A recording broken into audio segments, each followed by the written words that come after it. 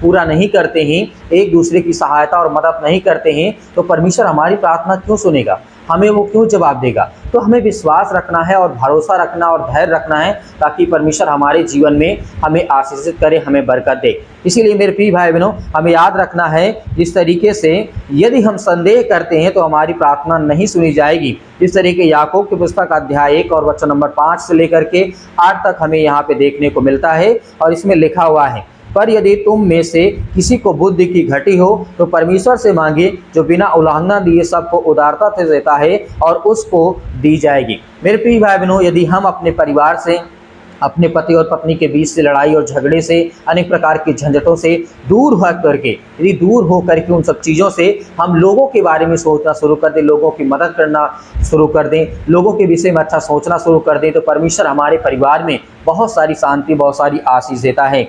इसीलिए पर विश्वास से मांगे और कुछ संदेह ना करे, क्योंकि संदेह करने वाले समुद्र की लहर के समान होए, जो हवा से बहती है, उछलती है।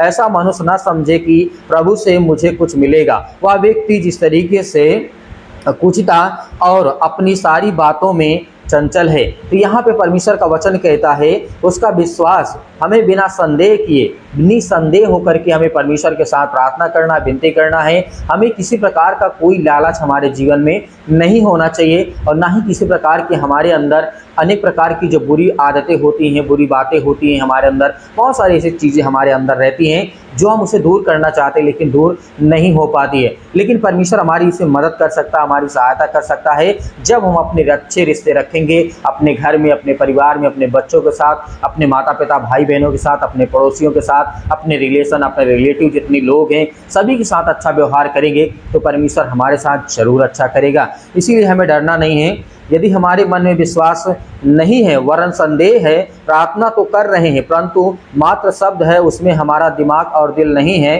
दिल शामिल नहीं है, तो वह संदेह होता है। मेरे प्रिय भाई बहनों, यदि हम प्रार्थना करते तो हैं, परंतु हमारा मात्र एक शब्द है, केवल हम प्रार्थना में बोलते हैं केवल, और उसमें हमारा दिमाग और दिल बिल्कुल नहीं होता है, तो ऐसी प्रार्थनाएं नहीं सुनी जाएंगी। और दूसरी बात, इसमें संदेह तो नहीं होता है। इस तरीके से आगे जब बात करते हैं, पर विश्वास नहीं होगा, इस कारण से वह परमेश्वर का काम भी नहीं होगा।